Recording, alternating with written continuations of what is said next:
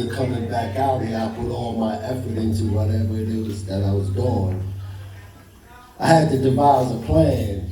I was serving a 30 to life sentence. I actually done 30 years, and in that time, 9/11 took place. I knew the drug game was over, so I had to sit back, think, and reorganize the person that I am. And in doing that, I started writing. I met an individual that told me for years, he said, "Yo, fam, you tell amazing stories." He said, "You should put that on paper." And for years, I really just ignored it, shrugged it off. But that's how Hieroglyph LLC originally started, from an individual igniting me, really. The funniest thing was, as a young kid, being illiterate, it was like, I wanted to write books, but I really didn't know where to start. And it was so many ins and outs that an individual had to learn. And it wasn't really being taught in our neighborhoods. Nobody really had the information to move us to the next level. And if they weren't there in the neighborhoods that I was a part of, not giving up the information that was really sufficient to helping a young man grow and become a more mature individual. From that point to this point, you know, in every book that I had the opportunity of reading, I tried to take a quote from it. And in this particular quote, I took it on because it meant so much to me, because we face so many challenges as Black Americans. And in that depth, I found myself constantly thinking and constantly trying to challenge myself. And said, how does a person inside or outside prison confront the cultural mindsets, the layers of misinformation propagated by the capitalist system? Sooner or later, what can be called a radical dilemma surfaces for the few wanting to enter into the structural attack elements of the United States. Culturally, educationally, and politically, all of us are similarly limited by these layers of misinformation. That means none of us functions with a clean slate when considering and debating any aspects of history as it pertains to us here in America. As you watch social media today, you see the continuous lies that's being exposed on the right side, or how we were actually tricked. A lot of us weren't really tricked. A lot of us just accepted the reality that was forced upon us because we didn't have no real concept of fighting back. And for those that we saw fighting back, the Panthers, the BLA, and everybody else that took the initiative, we fell short of giving them the assistance that they needed. But who can actually blame us? We was fearing the devil as he stood before us. We're actually celebrating Miss Alma Brown. That's my lady, and in the course of meeting her, she actually changed a whole lot of elements in my life. I didn't know how to love. I still don't really, but you know, it's an uphill battle. You know, I went to prison at a young age, and you know, being confined in their restraints, you know, you become a cold-hearted individual because of the environment. You leave one cold environment and enter into a stagnant state environment, state of suspended animation, really, to where you're caught between the aspects of life and death. You're breathing, but you can't really live. So out here now, I try to take every step to show that I'm living. You know, so I took on Hieroglyph Publishing and Entertainment for that particular reason. I'm from the Ocean Hill, Brownsville section. I'm originally from the Sky. I grew up on Pulaski between Marcy and Tompkins. That's where I originally grew up at, but we later moved on to the Hill. But we're here to celebrate Miss Alma Brown. And the role she actually played in my life, when coming into my life, was teaching me how to put my guards down. You know what I mean? Because we always on the defense. And being an individual that I was before going to prison, I had to be on defense. You know, and I see so many of us caught up in the lies that's still being propagated, and it seems like we really don't want to change our situation. And when we talk about Miss Alma Brown, she helped me really change my situation with being a little bit more sociable with people, you know, and we actually forget the importance of women. This is one of the reasons why my publishing company is so important. And as you see, I have 5 books out. The book that's out recently released is The Goddess's History. That's by Anthony Onkati. He's an individual that just served 33 years. And we talk about a woman and how she nurses individuals. This is the lady we're talking about, Miss Alma Brown, the lady that we call Miss A.B.C. Because in the course of meeting her, I heard her. I heard her so many different times based on so many foolish reasons, you know, and you really don't want to face the foolishness that you're caught up in when dealing with grown folk. You know what I mean? Until you face that reality, you face the changes and you enter back into the source. You know, she wrote 3 particular articles in my book called Pretty Ricky. And in the development of that, it was showing me more of who she was, and she was also exposing her pain to me as an individual, the individual that she was allowing past her gates, you know, and I really didn't appreciate her. And tonight we're here to appreciate Miss A.B.C., Miss Alma Brown, for all her contributions. You know, I used to look at her at one particular point like, damn, she's always bragging.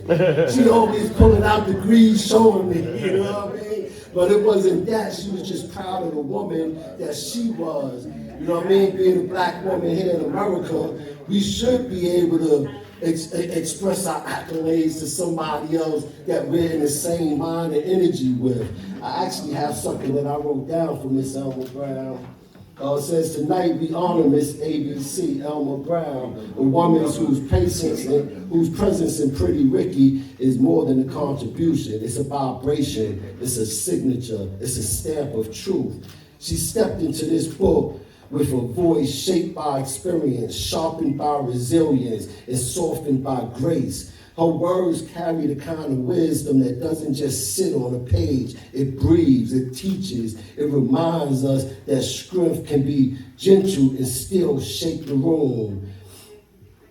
What she brought to Pretty Ricky wasn't just writing. She brought perspective. She brought courage. She brought the kind of insight that only a woman who has lived, loved, lost, and risen again can offer. In that's why we celebrate Miss A.B.C. today. In Coal and Blue, one of the articles in Pretty Ricky, she expresses the depths of love, challenges, and resilience found in healing.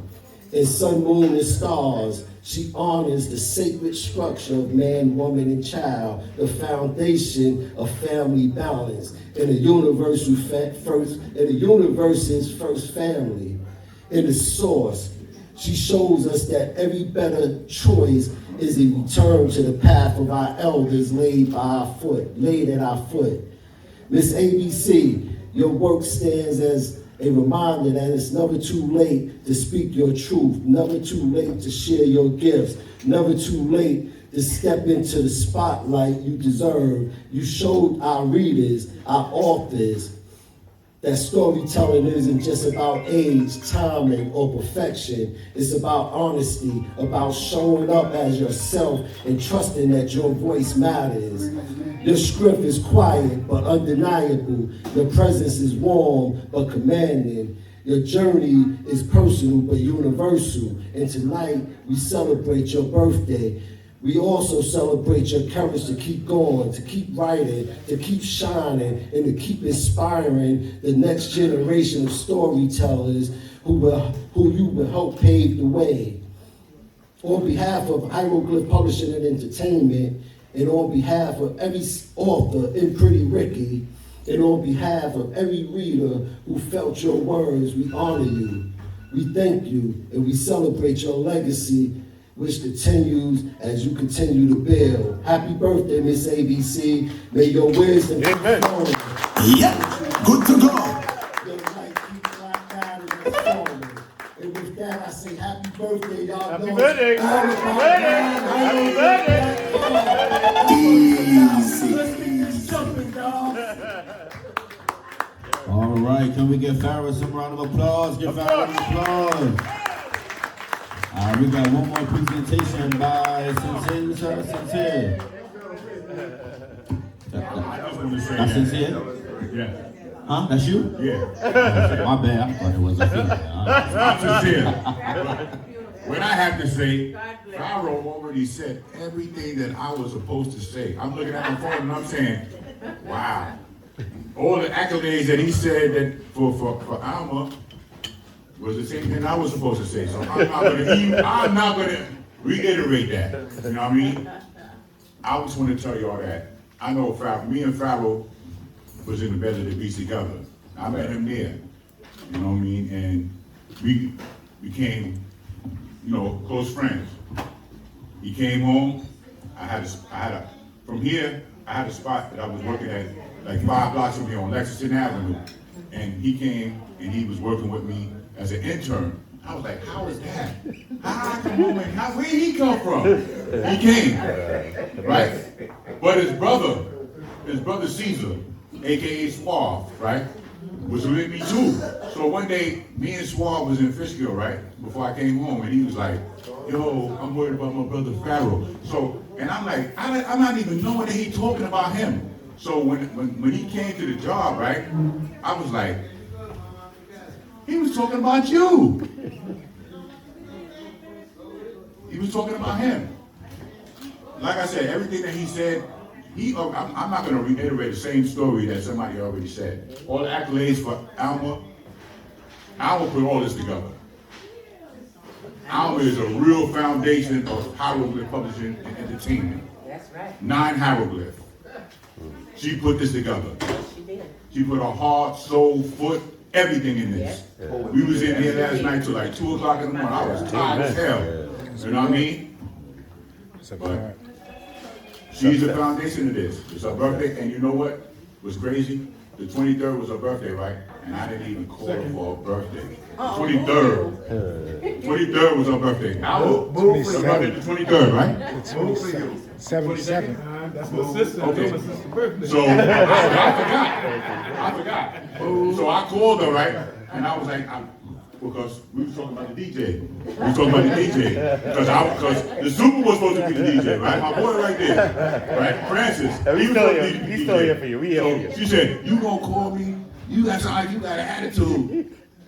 But it wasn't no attitude. I just was, I thought that I had that, but I didn't.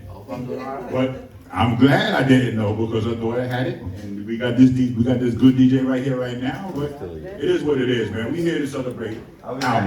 We here to celebrate Alma and Pharaoh. 9 Hieroglyph publishing. We here for you. We here for you. We here for you. We here for you. That's it. We here for you. I'm looking at my phone. And I want to say anything.